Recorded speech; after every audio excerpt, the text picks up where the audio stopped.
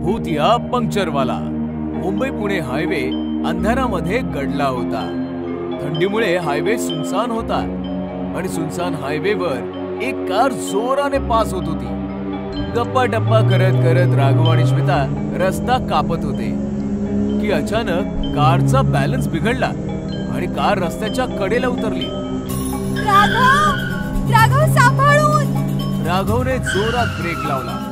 दोघे कारच्या बाहेर आले तर कारचा टायर पंक्चर होता. शिट यार, स्टेपनी पण नाहीये, आता काय करायचं? थंडीमुळे टायरचं टेम्परेचर बिघडलं आणि तो फुटला. म्हटलं होतं मी हळू चालव म्हणून. राघवने समोर पाहिलं तर एक पंक्चरचं दुकान समोर दिसत होतं. थँक गॉड, झाला जुगाड. हॅलो, कोणी आहे का? दुकानातनं एक माणूस बाहेर आला ज्याने थंडीच्या कारणामुळे अख्ख्या शरीरभर शॉलने झाकून घेतलं होतं. कारचा टायर पंक्चर झालाय, बनवू शकता का? थांबा, अवजारं घेऊन येतो. पंक्चरवाल्याचा आवाज जरा भारी भारीच होता.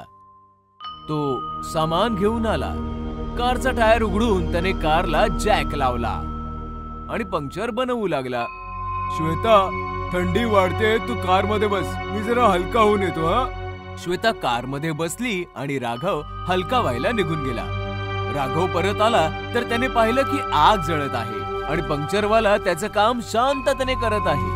आग बघताच राघव शेकोटी पाशी बसला. श्वेता पण गाडीतनं उतरून शेकोटी पाशी आली. कार मध्ये थंडी वाजते का? अचानकपणे श्वेताचं लक्ष शेकोटीवर गेलं तर ती चमकलीच. राघव, याने तर आपल्या कारची ट्यूब जाळली. मग हा पंक्चर कसला बनवतोय? अरे हो भाऊ, आमची ट्यूब का बरं जाळली? त्यांनी पंक्चरवाल्याकडे पाहिलं तर त्यांचे डोळे विस्फारलेच राहिले. पंक्चरवाला एक भयानक भूत बनला होता ज्याचं पूर्ण शरीर जळलेलं होतं. ट्यूब जाळली कारण की मी पण जळलो होतो. बघायचंय तुम्हाला कसं? भूत श्वेता आणि राघवच्या जवळ आलं तर दोघांचे श्वास रोखले. भूताने जळती ट्यूब उचलली आणि दोघांच्या गळ्यामध्ये घातली. त्यामुळे दोघे जळताना तडफडून मेले. या घटनेचे शिकार फक्त राघव आणि श्वेता नव्हते. जी कोणती कार हायवेने जायची नक्कीच पंक्चर व्हायची आणि पंक्चरवाला भूत पंक्चर बनवण्याच्या बहाण्याने जळती ट्यूब गळ्यामध्ये टाकून लोकांना मारून टाकायचा. पुण्याचे कमिशनर मौर्य आपल्या कार जवळ उभे राहून फोनवर बोलत होते. हॅलो, ऐका मुंबई कमिशनर, मी मौर्य बोलतोय. ड्रग्ज माफिया टोंडरा मुंबईमध्ये लपलाय. तुमचे काही पोलीसवाले त्याला साथ देत आहेत. तो पुण्यातनं पळालाय. तुम्ही त्याला आणि काही करप्ट ऑफिसरना पकडा. मी लिस्ट पाठवतो आणि मुंबईकडे निघतो. सर, मी पण येतो. एकट्याने जाण्यामध्ये धोका आहे. मी सांगितलं ना, माझ्या सोबत कोणी येणार नाही. मौर्य कार मध्ये बसून निघून गेले. मौर्याची कार वेगाने हायवे कापत होती. अचानक जोरदार ब्रेक लावून थांबली. मौर्याने बाहेर येऊन पाहिलं तर शेट यार, हिला पण आताच पंक्चर व्हायचं होतं. तेव्हा अचानक मागणं आवाज आला. काळजी करू नका साहेब, पंक्चरवाला अवजारांसकट हजर आहे. मौर्याने पाहिलं तर मागे पंक्चरवाला उभा होता. जरा लवकर करा भाऊ, क्रिमिनलला पकडायला जायचंय. पंक्चरवाल्याने टायर उघडून जॅक लावला. मी कार मध्ये बसतो, तू पंक्चर बनव जरा लवकर. मौर्य कार मध्ये बसले. पंक्चरवाल्याने एक ट्यूब काढून आग लावली त्याला आणि कारकडे बघत बघत हसता हसता तो भूत बनला. ट्यूब तयार होताच तो कारच्या जवळ गेला आणि म्हणाला, सर बाहेर या, टायर लावायचा आहे. तेव्हा अचानकपणे मौर्यांना कॉल आला. हॅलो, काय म्हणताय? ड्रग्ज माफिया टोंडरा पकडला गेला आणि त्याच्यासोबतचे पोलीस ऑफिसर देखील पकडले गेले. वेल डन. हो, मी पोहोचतोच आहे. मौर्य कार मधनं उतरून बाहेर आले तर पंक्चरवाला गायब होता आणि कारची ट्यूब जळत होती. मौर्य समजला की काहीतरी गडबड आहे. त्याने पिस्तूल काढली आणि पटकन मागे वळला तर त्याच्या मागे पंक्चरवालं भूत हसत उभं होतं.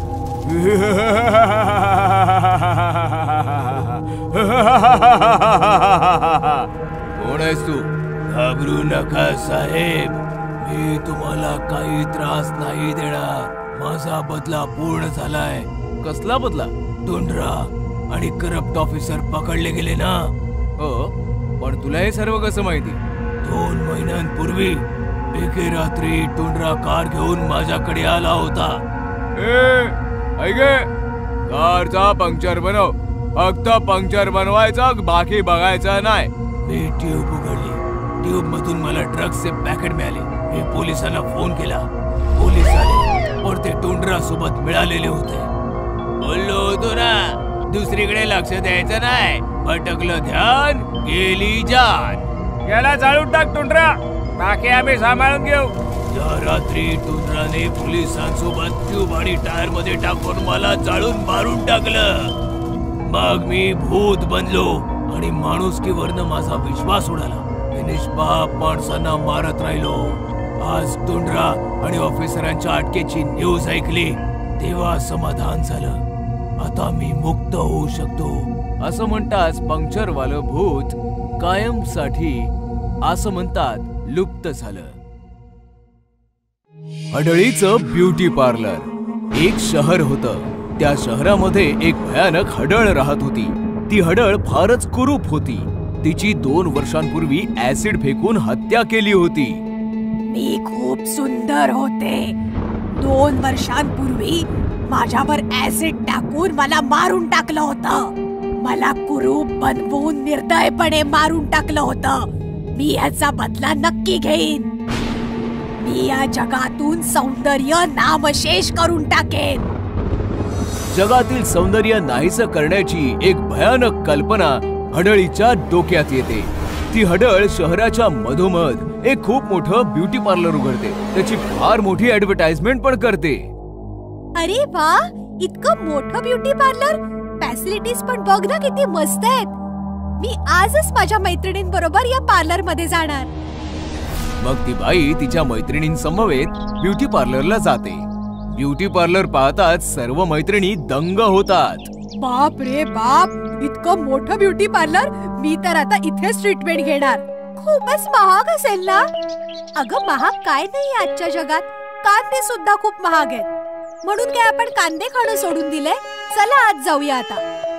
हडळ तर सजून धजून त्यांची वाट पाहत होती.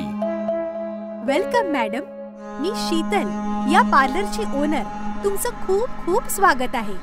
थँक्यू शीतल, आम्ही तुमच्याकडे ट्रीटमेंट घ्यायला आलोय. हो हो नक्कीच. एक काम करा, तुम्ही दोघी तिथे वेट करा.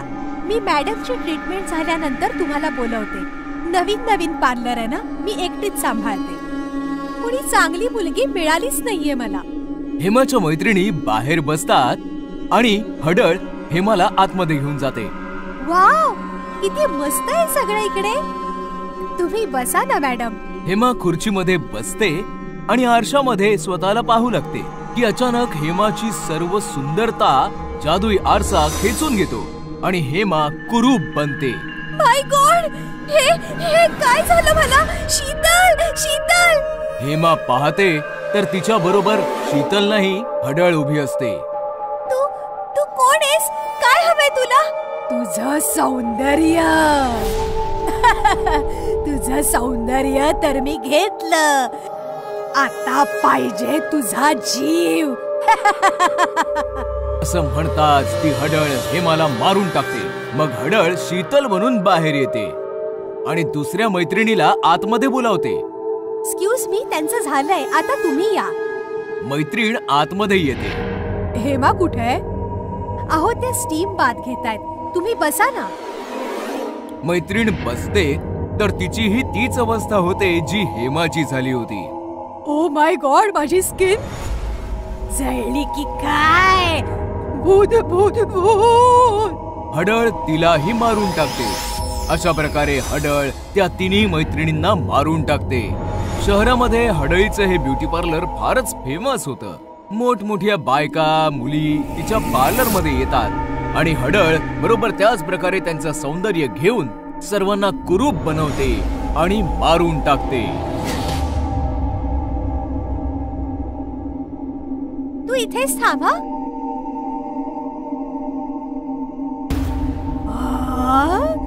म्हणजे आज ही सुंदर हिरोईन पण इथे मरायला आलीये. या ना या मायराजी, तुम्ही माझ्या पार्लर मध्ये आलात. आता तर माझ्या पार्लरची रेप्युटेशन कितीतरी वाढेल. सॉरी, मी अपॉइंटमेंट नाही घेतली. शूटिंगला जायचं होतं, म्हटलं ट्रीटमेंट घेऊन जावं. काही हरकत नाही मायराजी, मी तुम्हाला अशी ट्रीटमेंट देईन की तुम्ही बघतच बसाल. प्लीज आत बसा ना. ही तर मोठी हिरोईन आहे. मी जर हिचं रूप घेतलं आणि शूटिंगला गेले तर किती मजा येईल. मायरा बसते तर तिचं सगळं सौंदर्य आरशामध्ये लुप्त होतं. मायरा कुरूप होते.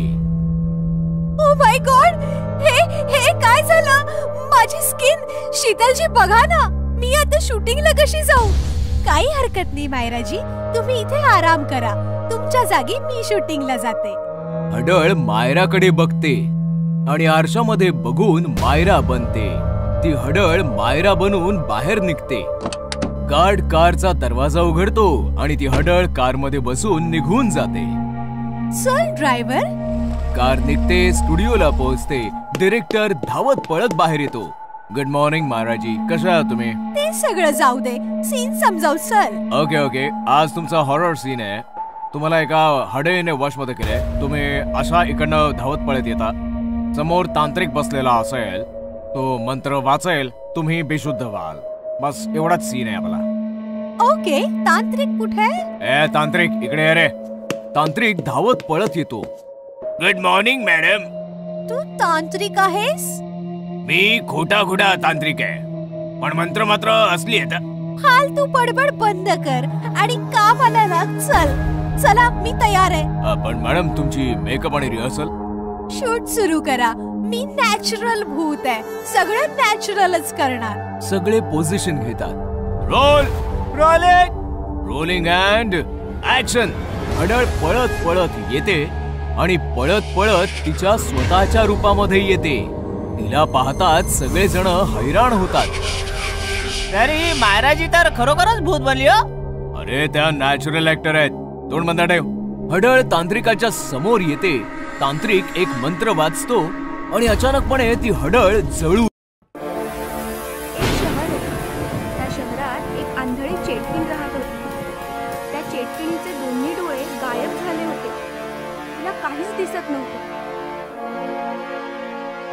मला माहिती आहे तुम्ही सगळे इथे लपलेले आहात.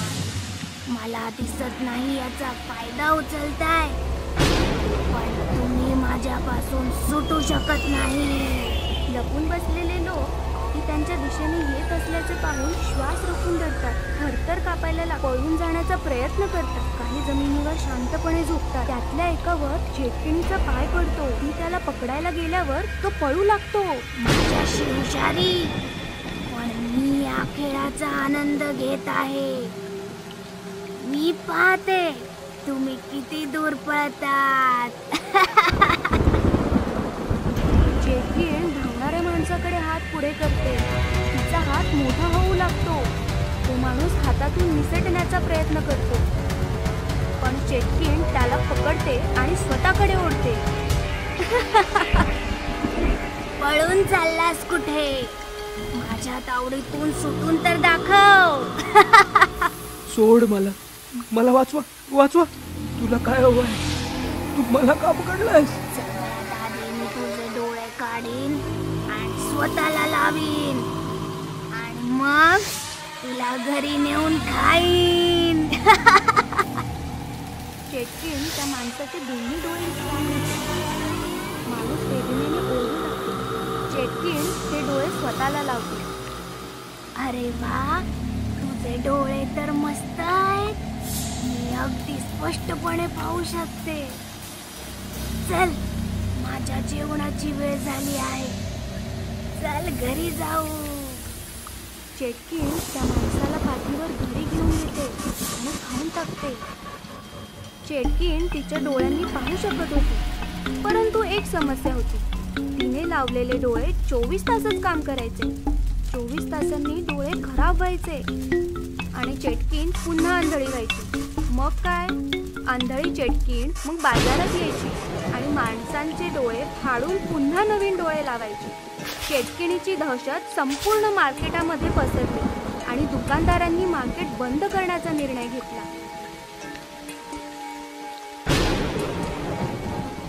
भावांनो, ती अंधाई चेटकीण रोज येत असते आणि कोणाला ना कोणाला घेऊन जाते. पोटी ग्राहकही बाजारात येत नाही. काय करायला पाहिजे? जोपर्यंत चटणीला काही इलाज नाही तोपर्यंत बाजार बंद ठेवूया. होय होय, बाजार बंद ठेवूया. होय होय, बाजार बंद ठेवूया. अशा प्रकारे दुकानदारांनी बाजार बंद केल्याने संपूर्ण बाजारपेठेत शांतता पसरली. रात्र झाली की चेटकीण बाजारात यायची, पण बाजारात कोणीच नसायचं. चेटकीण खूप शोधायची, पण एकही माणूस सापडायचा नाही. बाजार बंद झाल्यासारखा दिसतोय. आता माझे काय? मला डोळे आणि अन्न कसे मिळणार? ठीक आहे, मी शोधून काढतो. कोणीतरी मिळेलच. चालत चालत चेटकीण हॉस्पिटलमध्ये पोहोचते. तिला पाहून सर्व लोक इकडे तिकडे धावू लागतात. चेटकीण डॉक्टरांच्या केबिनमध्ये येते. डॉक्टर थरथर कापायला लागतात. काय हवंय तुम्हाला? मला तुझे डोळे हवे आहेत. असं म्हणत चेटकीण डॉक्टरला पकडते. मला सोड. मी तुला सोडले तर डोळे कसे मिळतील? मी देतो तुला डोळे. मी डोळ्यांचाच डॉक्टर आहे. अरे ठीक आहे, मी रोज येईन. मला 2 डोळे आणि 1 पेशंट खायला हवा आहे. जर माझ्याशी दगाबाजी केली तर माझ्यापेक्षा वाईट कोणी नाही. ठीक आहे, मला सोड. चेटकीण डॉक्टरांना सोडते. डॉक्टर चेटकिणीला 2 डोळे देतात आणि चेटकीण पेशंटला पाठीवर घेऊन निघून जाते. अशा रीतीने चेटकीण रोज डॉक्टरकडे यायची. डॉक्टर पेशंटचे डोळे काढून चेटकिणीला लावायचा आणि पेशंट त्या चेटकिणीच्या हवाली करायचा. एके दिवशी डॉक्टरांचा शास्त्रज्ञ मित्र डॉक्टरांकडे येतो. डॉक्टर, मला मृत्यूनंतर माझे डोळे तुमच्या हॉस्पिटलमध्ये दान करायचे आहेत. त्याची औपचारिकता पूर्ण करण्यासाठी मी इथे आलो आहे. हो, तुम्ही इथे का आलात? तुम्ही तुमचे डोळे दुसऱ्या हॉस्पिटलमध्ये दान करा. काय झालं डॉक्टर? तुम्ही अस्वस्थ दिसताय. डॉक्टर शास्त्रज्ञाला चेटकिणीबद्दल सांगतात. डॉक्टर, काळजी करू नका. मी चेटकिणीसाठी असे डोळे बनवीन की ती पाहतच राहील. मग शास्त्रज्ञ रात्रंदिवस मेहनत करून चेटकिणीचे डोळे बनवतात आणि डोळे घेऊन डॉक्टरकडे येतात. हे घ्या डॉक्टर, हे डोळे चेटकिणीला लावा. हे कोणत्या प्रकारचे डोळे आहेत? हे कृत्रिम डोळे आहेत. त्यात कॅमेरा आहे ज्यामुळे चेटकीण बघू शकेल. यात आणखी एक खास गोष्ट आहे. खास गोष्ट ती काय? मला या डोळ्यांमध्ये एक मायक्रोबॉम्ब बसवता आला आहे, ज्याचा रिमोट माझ्याजवळ आहे. मग चेटकिणी येते आणि शास्त्रज्ञ पटकन लपतो. डॉक्टरांचे डोळे तयार आहेत की नाही?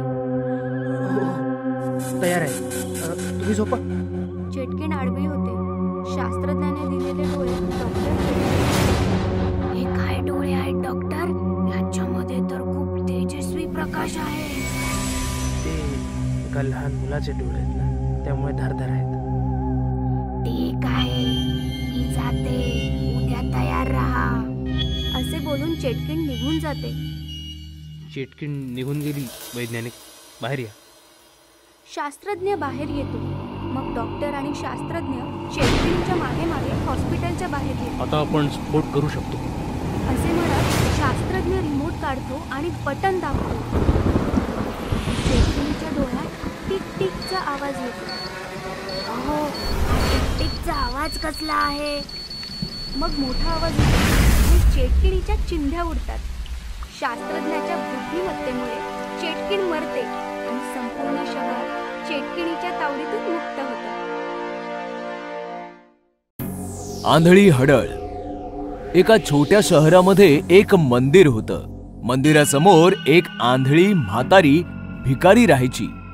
मंदिरात येणारी जाणारी माणसं त्या भिकारणीसमोर सिक्के टाकायचे.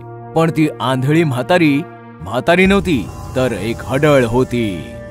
आंधळी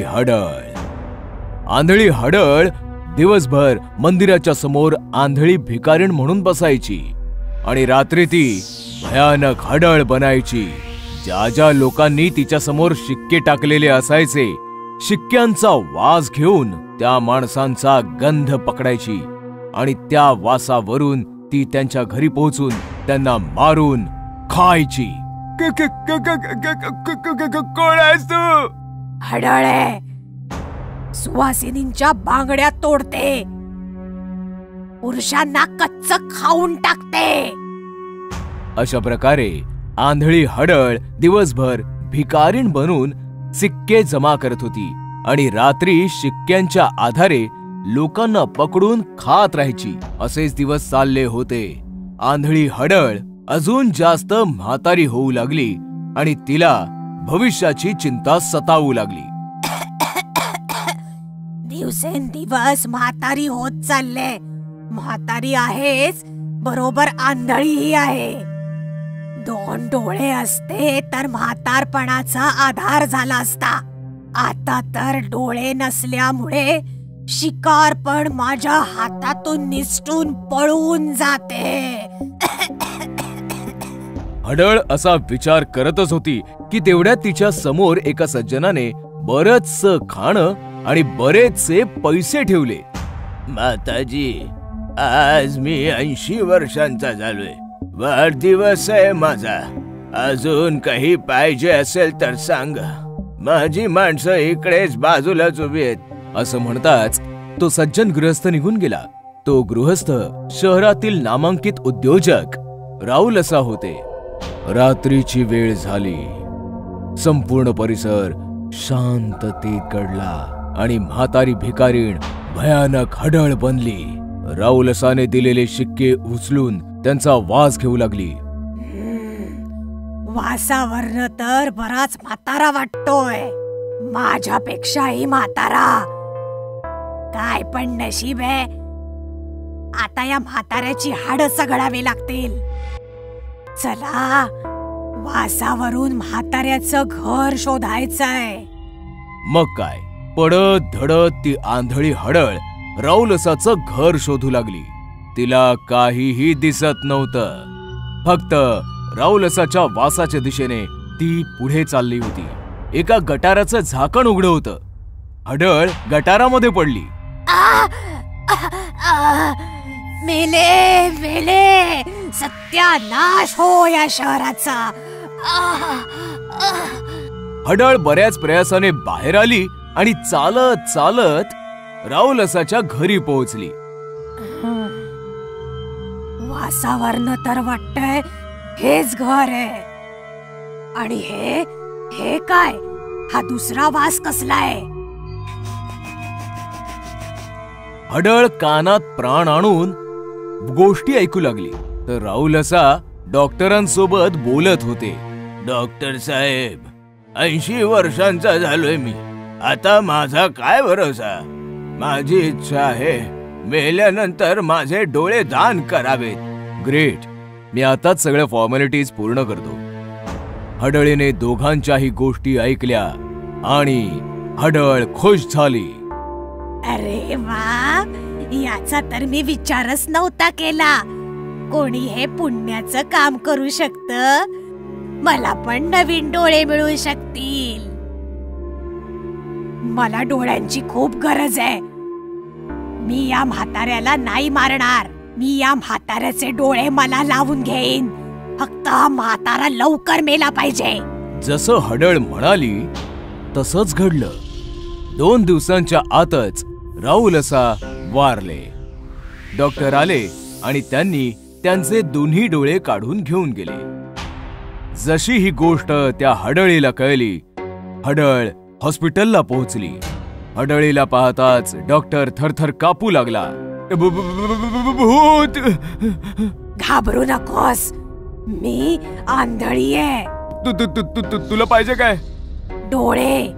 राहुलसाचे तुझे घेऊन आलायस ते डोळे तू मला लाव. माफ कर, पण हे नाही होऊ शकत. ते डोळे एका छोट्याशा लहान बाळासाठी आहेत. हे ऐकताच हडळीला राग आला आणि तिने डॉक्टरचा गळा आवळला. असं आहे काय? तर मग मरण्यासाठी तयार हो, चाल. नाही, मला नका मारू.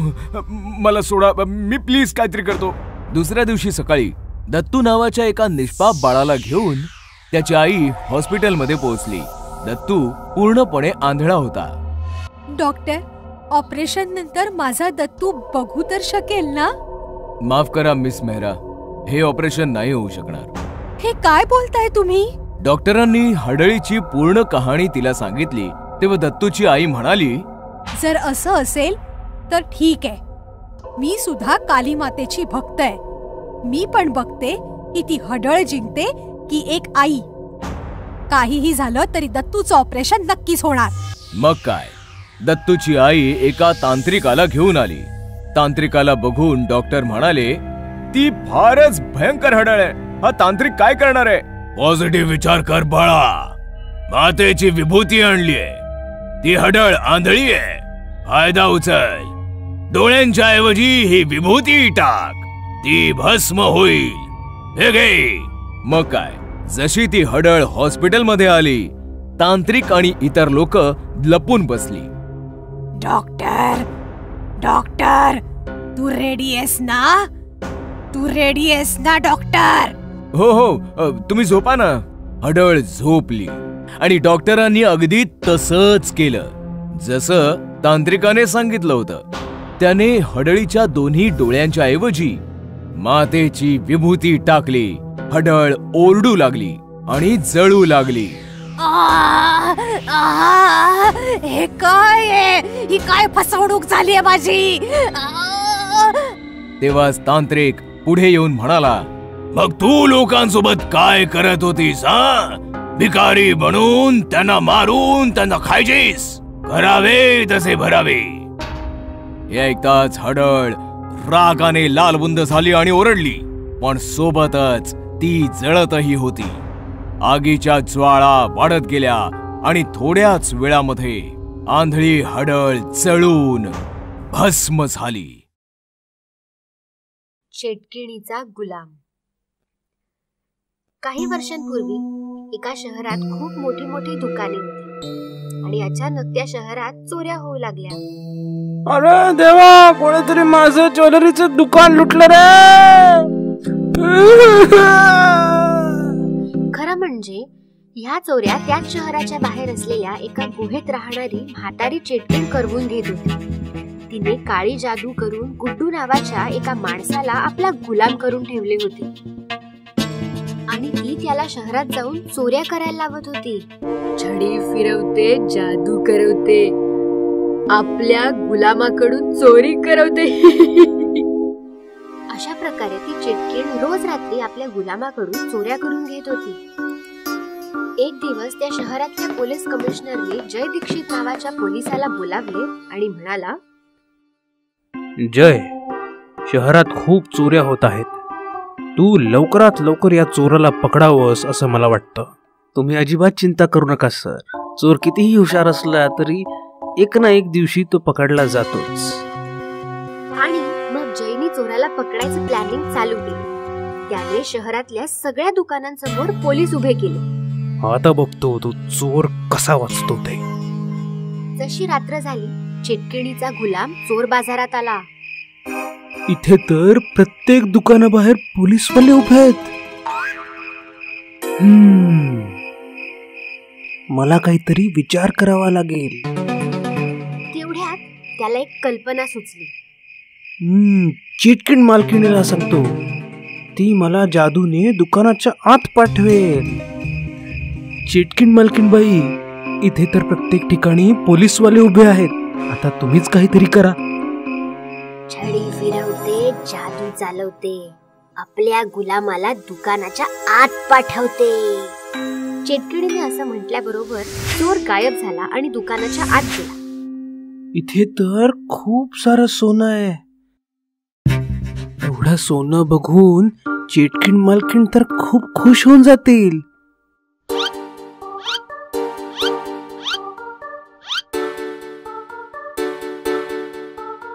चेटकीण मालकीण बाई, मी चोरी केली. नाही सोडणार कुठलाच कोपरा.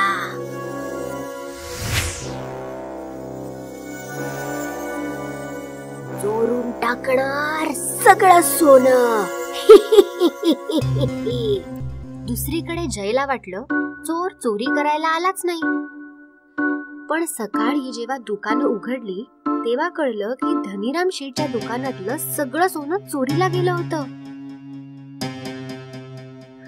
माझ्या दुकानातलं सगळं सोनं चोरीला गेलं.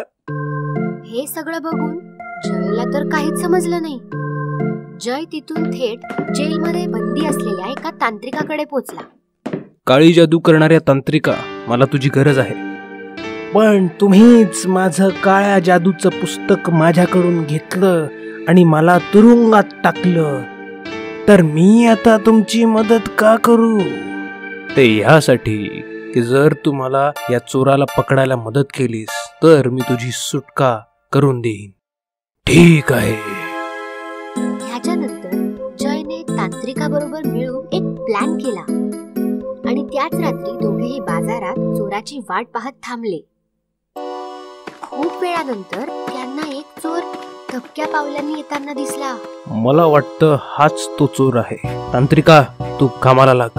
या चोराचे काळे डोळे बघून असं वाटतंय की याला कोणीतरी वश केलंय. मला याला त्यातून मुक्त करावे लागेल. तांत्रिकाने त्याच्या पुस्तकातून एक मंत्र वाचला. तांत्रिकाच्या पुस्तकातली जादू उडवून टाक त्याच्या डोळ्यातली जादू. तांत्रिकाचा मंत्र संपताच गुड्डू त्या चेटकिणीच्या वश मधून बाहेर आला. मला माफ करा. मला त्या चेटकिणीने वश केलं होतं. रडू नको आणि आम्हाला त्या चेटकिणीकडे घेऊन चल.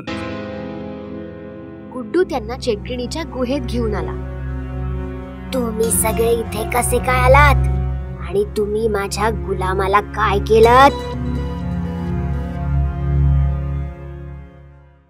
तुझा गुलाम आता मुक्त झालाय आणि हो, तू काळी जादू आणि चोरी करण्याच्या गुन्ह्यासाठी जेलमध्ये जाणार. तांत्रिका, या म्हाताऱ्या चेटकिणीवर असा मंत्र मार की तिला कधीच कुठलीच जादू करता येणार नाही. तांत्रिक चेटकिण.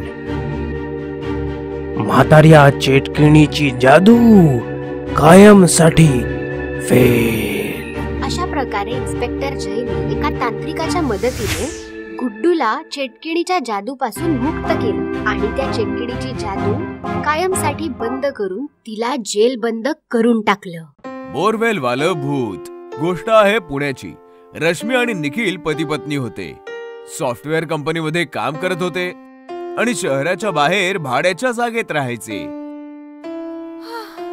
तासनतास प्रवास आणि त्यात फ्लॅटचं भाडं. यापेक्षा तर आपण पुण्यातच एखादा नवीन फ्लॅट घेऊया. आपलं सेव्हिंगही बऱ्यापैकी आहे. रश्मीचं म्हणणं ऐकून निखिलने घर खरेदी करण्याचा निर्णय घेतला आणि त्याच्या मित्राच्या मदतीने सदानंद नावाच्या माणसाला भेटला ज्याला घर विकायचं होतं. हे बघा, प्रभात रोडवर एक मोठं घर आहे. तसं तर काकांचं आहे, पण काकांना मूलबाळ नव्हतं, त्यामुळे घर मला देऊन गेले ते. मी US ला शिफ्ट होतोय म्हणून घर विकायचंय.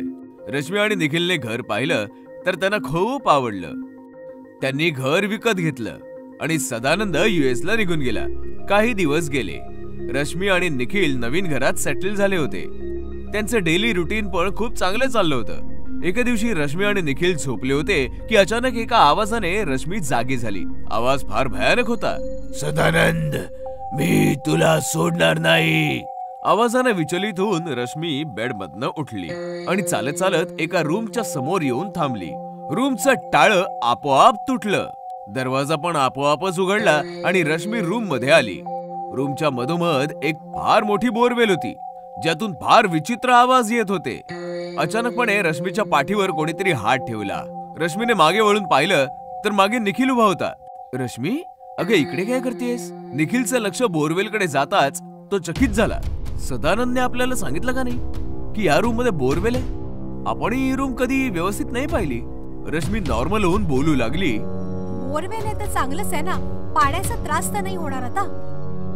दुसऱ्या दिवशी रश्मी निखिल बरोबर जॉबवर तर गेली, पण तिचं वागणं बोलणंच बदललं होतं. लंच ब्रेक मध्ये कोणालाही न सांगता ती गुपचूप घरी आली आणि बोरवेल समोर येऊन उभी राहिली. मला बाहेर काढा. रश्मीने बोरवेलचा स्विच ऑन केला आणि गार्डन मध्ये येऊन झाडांना बोरवेलचं पाणी देऊ लागली. पाण्यामुळे अख्ख्या कॉलनीमध्ये दुर्गंधी पसरली. लोक नाक तोंड बंद करून घराच्या बाहेर पडली आणि दुर्गंध वाढला. लोकांनी नोटीस केलं की रश्मी दुर्गंधीयुक्त पाण्याने गार्डनला भिजवते. लोक ओरडत रश्मीच्या दिशेने आली. अगं हे सडका पाणी आहे, थांब थांब. लोकांचं म्हणणं ऐकताच जोर जोराने रश्मी हसू लागली आणि पाण्याच्या धारेने तिने लोकांना भिजवायला सुरुवात केली. दुर्गंधीयुक्त पाणी शरीरावर पडताच लोक पळाली. संध्याकाळ होताच निखिल घरी आला तेव्हा त्याने पाहिलं गार्डन मधील सगळी झाडं वेली सुकली होती. निखिलला राग आला आणि तो आतमध्ये किचन मध्ये आला तर रश्मी जेवण बनवत होती. काय गरज होती कॉलनीतल्या लोकांसोबत मूर्खपणा करायची? वेडी म्हणतायत तुला. काय गरज काय होती बोरवेल सुरू करायची? जेवण तयार आहे, हात पाय धुवून घे. रश्मीचा आवाज विचित्र होता, जणू कोणी पुरुष बोलतो आहे. काय झालं रश्मी? दुपारी ऑफिस मधनं पटकन आलीस? माझी तब्येत ठीक नव्हती. काय झालंय तुझ्या तब्येतीला? का असं बिहेव करतेस तू? मध्यरात्र झाली होती. निखिल झोपला होता. अचानक एका भयानक आवाजाने त्याची झोप मोड झाली. सदानंद मी आलो आहे. निखिल घाबरला. त्याने पाहिलं तर बिछाण्यावर रश्मी नव्हती. अचानकपणे त्याची नजर सीलिंग वर गेली तेव्हा त्याचे डोळे विस्फारले गेले. रश्मी वर लटकलेली भयानक भूत बनली होती. जोर जोरात ओरडत होती.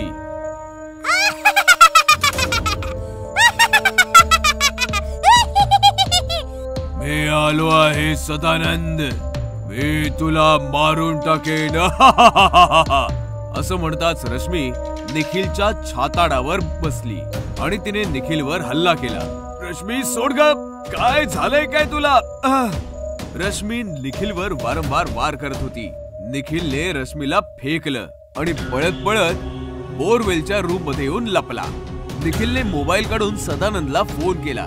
सदानंद, अरे काय केलंस तू? माझी बायको वेडी झालीये, वारंवार तुझं नाव घेते आणि ती बोरवेल आणि हे सगळं काय आहे? सदानंद हसता हसता म्हणाला, माफ कर मित्रा, झालंय असं की मी काकांची सगळी प्रॉपर्टी हडपलीये आणि त्यांना मारून बोरवेल मध्ये गाडलंय. काकांचं भूत सतावत होतं म्हणून मी घर विकून US मध्ये शिफ्ट झालोय. आता माझं कोणी काही बिघडवू शकत नाही, ना इंडियन पोलीस ना इंडियन काकांचं भूत. असं म्हणून सदानंदने फोन कट केला. पण सत्य ऐकताच निखिलची अवस्था बिकट झाली होती. म्हणजे काकांचं भूत रश्मी मध्ये आलंय आणि सदानंद समजून मला मारताय. तेवढ्यात दरवाजा तोडून रश्मी आत आली आणि ओरडू लागली, माझं घर, माझी इस्टेट हडपून, मला बोरवेल मध्ये पुरून तू इथे लपून बसलाय सदानंद. मी तुला नाही सोडणार. काका, मी निखिल आहे, सदानंद नाहीये. पण रश्मीने निखिलला बोलायची संधीच नाही दिली. तिने निखिलला पकडलं, खेचून बोरवेलच्या दिशेने घेऊन आली आणि निखिल सोबतच तिने बोरवेल मध्ये उडी मारून स्वतः सोबतच निखिलचं आयुष्यही संपवलं. भूतिया परिवार पार्ट 2. एक लांब लचक शहर होतं. शहरामध्ये लोकांची फारच रेलचेल होती. रोज हजारो लोक आपल्या कुटुंबासमवेत शहरामध्ये राहायला यायची आणि छोट्या छोट्या खोल्यांमध्ये घर बनवून राहायची, कारण की जागेचा फारच तुटवडा होता. शहराच्या बाहेर एक जुनं खंडर होतं. खंडरमध्ये भूतांचा एक परिवार राहत होता. भूतिया मम्मी पप्पा आणि त्यांचा एक गोड असा बेटा. हा परिवार मानवांना मारून त्यांचं पोट भरायचा. मम्मी भूत आणि पप्पा भूत सकाळ सकाळी मनुष्यांच्या शोधासाठी शहरामध्ये जायचे आणि छोटं भूत बाळ सुनसान खंडरमध्ये कोळ्याच्या जाळ्यासोबत खेळायचा. भूत मम्मी पप्पा मिळून 1-2 माणसं शहराच्या धकाधकीमधून उचलून आणायचे आणि मग तिघं मिळून त्या मानवांना पूर्ण दिवसाभरासाठीचं जेवण बनवायचे. पप्पा मम्मी, मी पण तुमच्या सोबत उद्या शहरात येईना. या सुनसान खंडर मध्ये कोळ्या बरोबर खेळून खेळून मला खूप बोर झालंय. हो बाळा, नक्की चल. तू काय वेडी झालीस का? शहरामध्ये केवढी गर्दी आहे, लोकांना राहायला जागा नाहीये आणि हे साहेब मनोरंजनासाठी शहरात निघाले. काही गरज नाहीये, तू इकडेच खेळायचं, आम्ही मनुष्य घेऊन येऊ. हे ऐकून भूतिया बाळ नाराज होऊन भूतिया मम्मीना बिलगून रडू लागला. दुसऱ्या दिवशी भूतिया मम्मी पप्पा माणसं शोधण्यासाठी शहरामध्ये उडत उडत निघून गेले आणि बिचारा भूतिया बेटा कोळ्यासोबत खेळत राहिला. तू एकटी या खंडर मध्ये मोर नाही होत? मी खूप पकलोय, शहरात जायचंय मला. तेव्हा भूतिया बाळाला मोठमोठ्या मशीन्स आणि बुलडोझरचा आवाज ऐकू आला. त्याने लपून बाहेर बघितलं तर महाकाय मशीन्स मिळून खंडरला तोडायचं काम करत होती. खरं तर निर्मल नावाचा खूप मोठा बिल्डर खंडर तोडून तिकडे फार मोठी बिल्डिंग उभी करू इच्छित होता. खंडरची जमीन देखील त्याने विकत घेतली होती. निर्मल त्याच्या मित्रांसोबत मजुरांचं काम पाहत होता. शहरामध्ये खूप गर्दी आहे, लोकांकडे राहायला जागा नाहीये. इथे मी फार मोठी बिल्डिंग बनवेन आणि मग हळूहळू अजून बिल्डिंग्स बनवत जाईन. निर्मल वेडेपणा करू नको, फार मोठा घाट्याचा सौदा करतोस तू. हे भूतिया खंडर आहे म्हणून एवढ्या स्वस्तात मिळालंय. विचार कर, लोक इकडे यायला घाबरतात, मग तुझ्या सोसायटीमध्ये राहणार कोण? माझा भूतांवर विश्वास नाहीये. भूतिया बाळ दिवसभर बुलडोझर मशीनचं काम एन्जॉय करत होता आणि रात्री मम्मी पप्पा येताच त्याने सगळी गोष्ट त्यांना सांगितली. बाबा, खूप मोठमोठी मशीन्स होती, काम बघून तर मला खूप मजा आली. तू बिल्डर वेडा झालाय, आपलं घर तोडत आहे. उद्या नाश्त्यामध्ये त्याचे मजूर खाऊया. मग काय, दुसऱ्या दिवशी जसं काम सुरू झालं, संपूर्ण परिवार त्या मजूर आणि मशीनच्या ड्रायव्हर वर तुटून पडला. त्यांना पकडू लागलं. जे वाचले ते पळून गेले आणि जे पकडले गेले ते भूतांचं जेवण बनले. निर्मल सेठ हताशपणे सगळं बघत होता.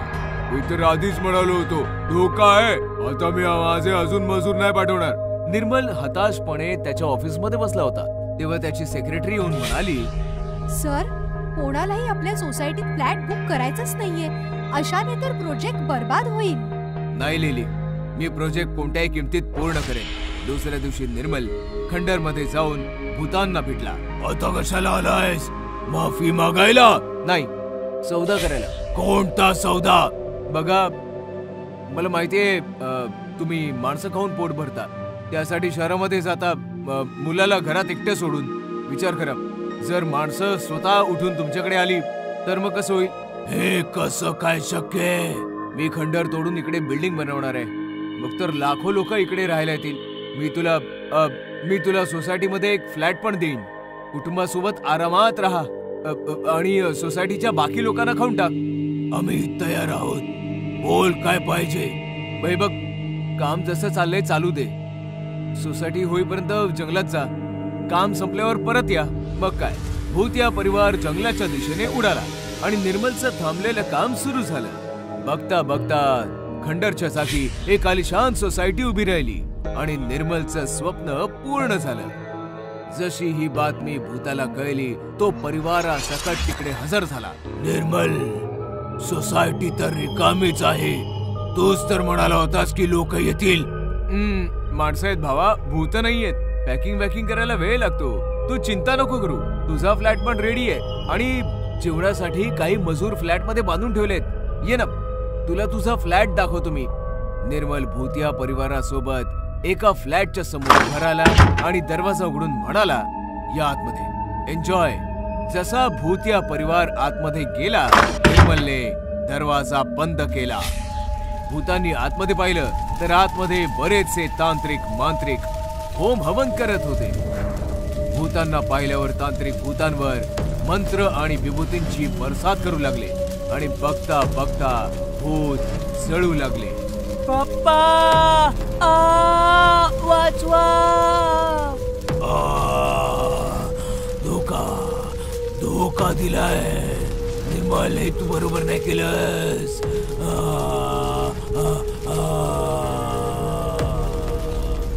तांत्रिकांनी भूतांना घेरलं. मंत्र आणि विभूतीचा पाऊस सतत बरसू लागला आणि बघता बघता पूर्ण भूतिया परिवार जळून भस्म झाला. मनुष्य खाणारं भूतांचं कुटुंब. अनेक वर्षांपूर्वी एका जंगलात भूतांचं कुटुंब राहायचं. त्यांच्या कुटुंबामध्ये मम्मी भूत, बाबा भूत आणि त्यांचा छोटा मुलगा भूत होते. ते जंगलातल्या प्राण्यांना खाऊन स्वतःचं पोट भरायचे. आज मी आपल्यासाठी हत्ती घेऊन आलोय. आज आपण हत्ती खाणार. असेच अनेक दिवस गेले. मग एक दिवशी मुलगा भूत म्हणाला, बाबा, मी रोज हत्ती किंवा हरिण खाऊन बोर झालो आहे. आता मला काहीतरी वेगळं खायचंय. पण प्रत्येक जंगलात तुला हेच प्राणी खायला मिळतील. असं असेल तर आपण शहरात जाऊ आणि दष्टपुष्ट माणसं खाऊ. हा, हे बरोबर राहील. हा, आता आपण शहरात जाऊया आणि मनुष्य खाऊया. त्याच रात्री ते तिघं शहरात जायला निघतात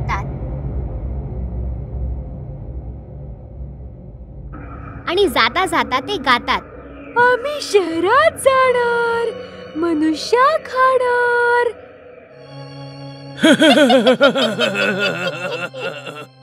शहरात पोचताच त्यांनी बघितलं की चहूबाजूला फक्त मनुष्य आणि मनुष्यच आहेत.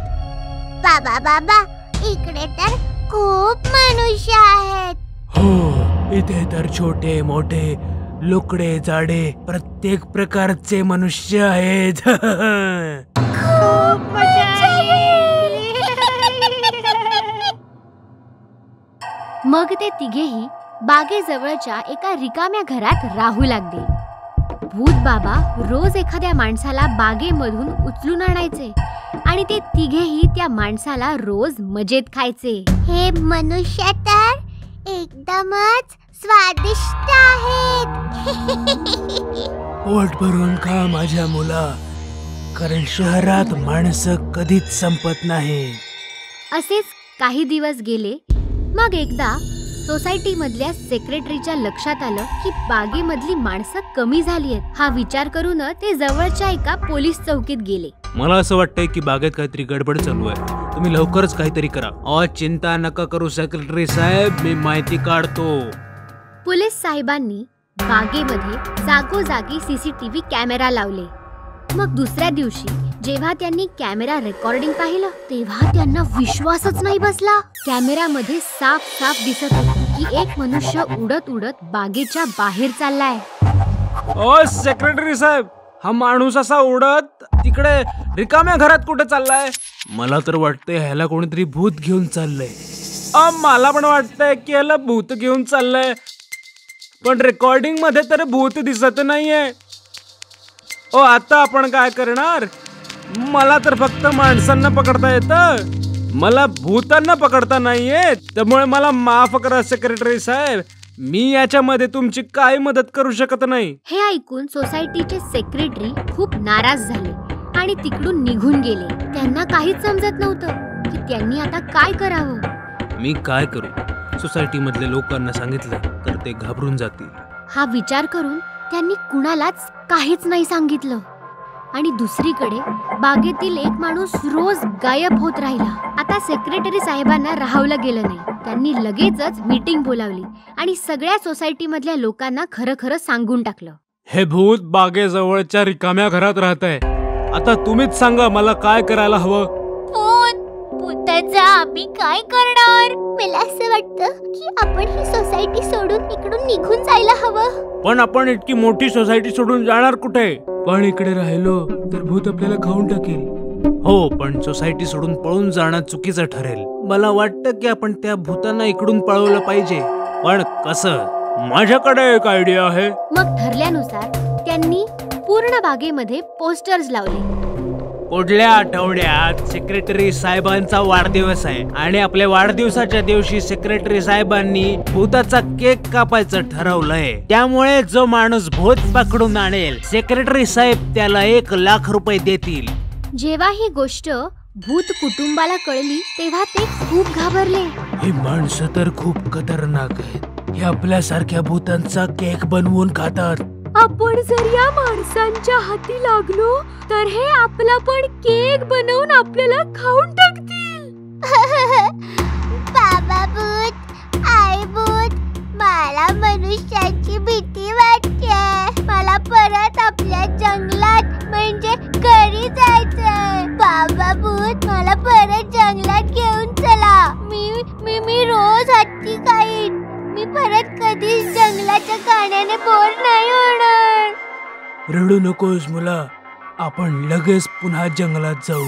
अशा तऱ्हेने मनुष्याच्या एका नाटकाला घाबरून भूत कुटुंब परत जंगलात निघून गेले आणि सोसायटीमधल्या लोकांना भूत कुटुंबापासून मुक्ती मिळाली. बोरवेल वालं भूत. गोष्ट आहे पुण्याची. रश्मी आणि निखिल पती पत्नी होते. सॉफ्टवेअर कंपनीमध्ये काम करत होते आणि शहराच्या बाहेर भाड्याच्या जागेत राहायचे. तासन तास प्रवास आणि त्यात फ्लॅटचं भाडं. यापेक्षा तर आपण पुण्यातच एखादा नवीन फ्लॅट घेऊया. आपलं सेव्हिंगही बऱ्यापैकी आहे. रश्मीचं म्हणणं ऐकून निखिलने घर खरेदी करण्याचा निर्णय घेतला आणि त्याच्या मित्राच्या मदतीने सदानंद नावाच्या माणसाला भेटला ज्याला घर विकायचं होतं. हे बघा, प्रभात रोडवर एक मोठं घर आहे. तसं तर काकांचं आहे, पण काकांना मूलबाळ नव्हतं, त्यामुळे घर मला देऊन गेले ते. मी US ला शिफ्ट होतोय म्हणून घर विकायचंय. रश्मी आणि निखिलने घर पाहिलं तर त्यांना खूप आवडलं. त्यांनी घर विकत घेतलं आणि सदानंद US ला निघून गेला. काही दिवस गेले. रश्मी आणि निखिल नवीन घरात सेटल झाले होते. त्यांचं डेली रुटीन पण खूप चांगलं चाललं होतं. एके दिवशी रश्मी आणि निखिल झोपले होते की अचानक एका आवाजाने रश्मी जागी झाली. आवाज फार भयानक होता. सदानंद, मी तुला सोडणार नाही. आवाजाने विचलित होऊन रश्मी बेडमधनं उठली आणि चालत चालत एका रूमच्या समोर येऊन थांबली. रूमचं टाळं आपोआप तुटलं. दरवाजा पण आपोआपच उघडला आणि रश्मी रूम मध्ये आली. रूमच्या मधोमध एक फार मोठी बोरवेल होती ज्यातून फार विचित्र आवाज येत होते. अचानकपणे रश्मीच्या पाठीवर कोणीतरी हात ठेवला.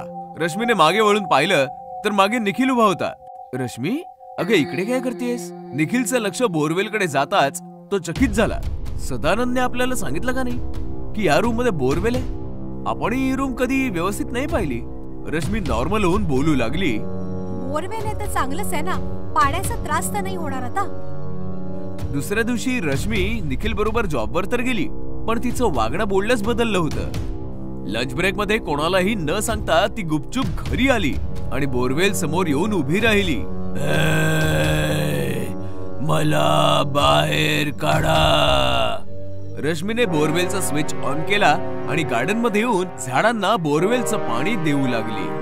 पाण्यामुळे अख्ख्या कॉलनीमध्ये दुर्गंधी पसरली. लोक नाक तोंड बंद करून घराच्या बाहेर पडली आणि दुर्गंध वाढला. लोकांनी नोटीस केलं की रश्मी दुर्गंधीयुक्त पाण्याने गार्डनला भिजवते. लोक ओरडत रश्मीच्या दिशेने आली. अगं, हे सडका पाणी आहे, थांब थांब. लोकांचं म्हणणं ऐकताच जोर जोराने रश्मी हसू लागली आणि पाण्याच्या धारेने तिने लोकांना भिजवायला सुरुवात केली. दुर्गंधीयुक्त पाणी शरीरावर पडताच लोक पळाली. संध्याकाळ होताच निखिल घरी आला तेव्हा त्याने पाहिलं गार्डन मधील सगळी झाडं वेली सुकली होती. निखिलला राग आला आणि तो आतमध्ये किचन मध्ये आला तर रश्मी जेवण बनवत होती. काय गरज होती कॉलनीतल्या लोकांसोबत मूर्खपणा करायची? वेडी म्हणतायत तुला. काय गरज काय होती बोरवेल सुरू करायची? जेवण तयार आहे, हात पाय धुवून घे. रश्मीचा आवाज विचित्र होता, जणू कोणी पुरुष बोलतो आहे. काय झालं रश्मी? दुपारी ऑफिस मधनं पटकन आलीस? माझी तब्येत ठीक नव्हती. काय झालंय तुझ्या तब्येतीला? का असं बिहेव करतेस तू? मध्यरात्र झाली होती. निखिल झोपला होता. अचानक एका भयानक आवाजाने त्याची झोप मोड झाली. सदानंद, मी आलो आहे. निखिल घाबरला. त्याने पाहिलं तर बिछाण्यावर रश्मी नव्हती. अचानकपणे त्याची नजर सीलिंग वर गेली तेव्हा त्याचे डोळे विस्फारले गेले. रश्मी वर लटकलेली भयानक भूत बनली होती. जोर जोरात ओरडत होती.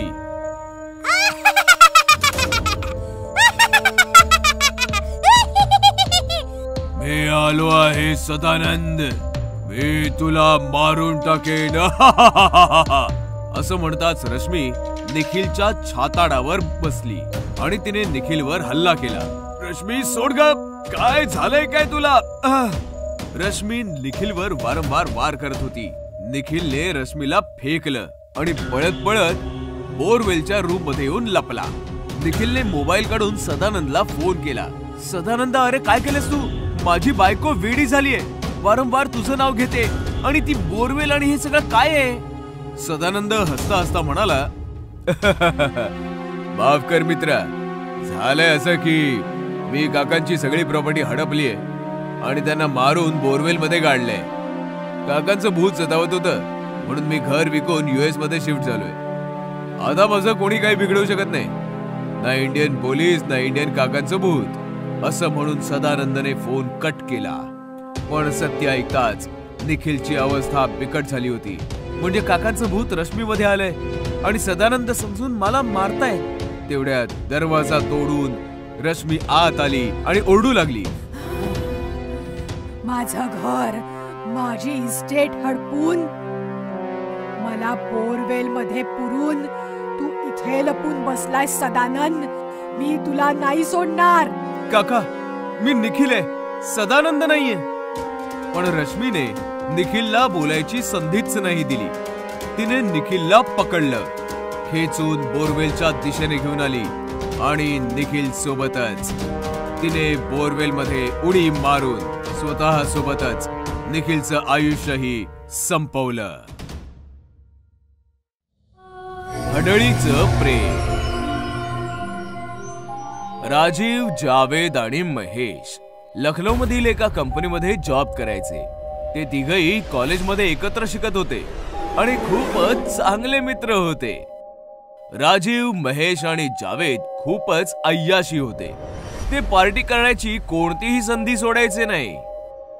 एके दिवशी राजीवचं प्रमोशन होतं आणि ते तिघं पार्टीला जाण्यासाठी एका रिसॉर्टचं प्लॅनिंग करतात. जेव्हा ते रिसॉर्ट मध्ये चालले होते तेव्हा एका हडळीची नजर त्यांच्यावर पडते आणि ती एका सुंदर ललनेचं रूप घेऊन त्यांच्या मागे मागे पार्टी मध्ये जाते आणि राजीवला त्याचं खेळणं बनवते. तिला बघताच राजीव तिच्या जवळ जातो आणि बोलू लागतो.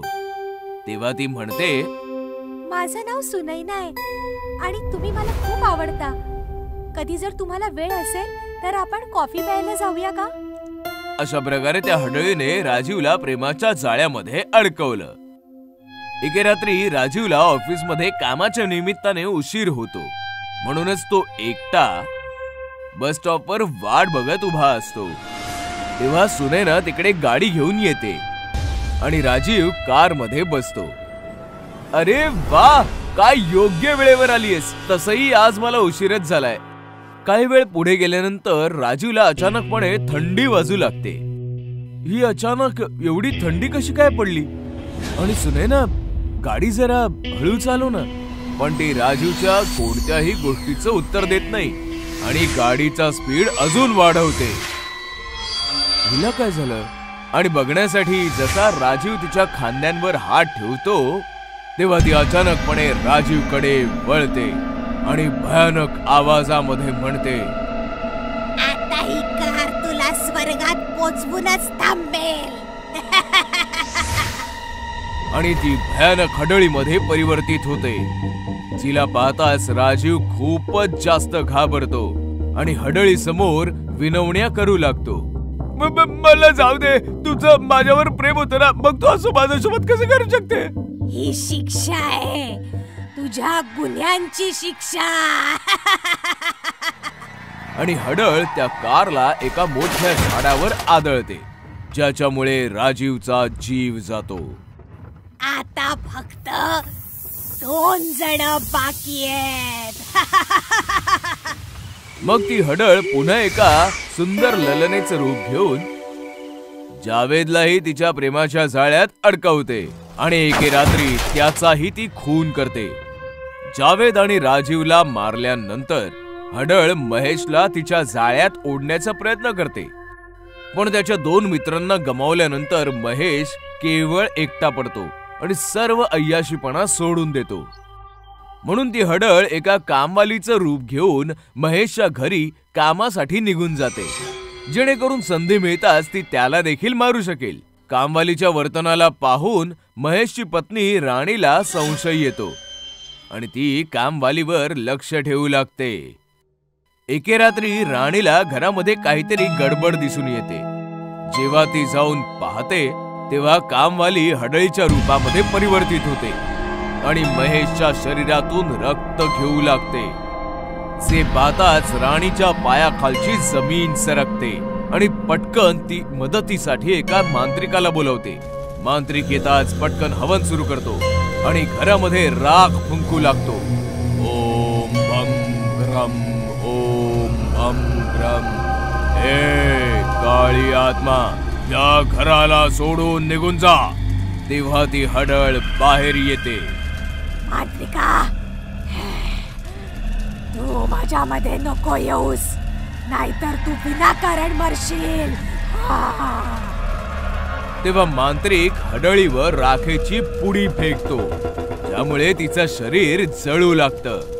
बोल, तू याला का त्रास देतेस? बोल. या तिघांनी माझं प्रेम हिरावून घेतलंय.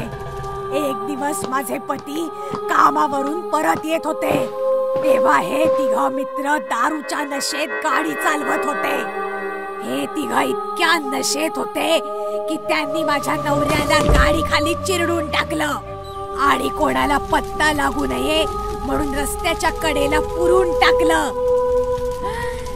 माझ्या नवऱ्याशिवाय या जगात माझं दुसरं कोणी नव्हतं.